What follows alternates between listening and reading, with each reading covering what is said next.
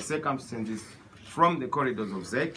I've read, I've listened to what was said by my learned judge, Chigumba, on where we are in terms of the development within ZEC.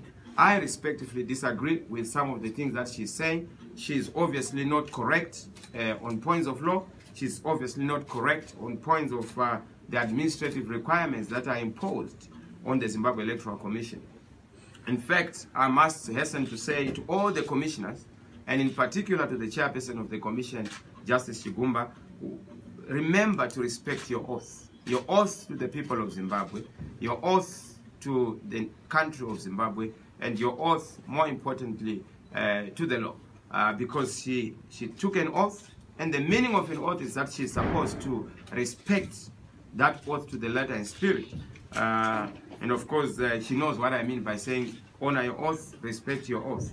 We have disagreed with ZEC on a number of issues. As you are aware, we had a press conference and highlighted the issues that we are not in agreement with, particularly issues around the ballot paper and the issue of the voters' roll.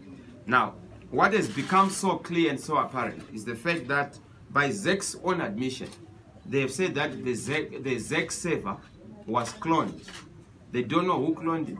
But what is clear is that they've admitted, from what Chigumba said, from her own mouth, in her own words, the ZEC server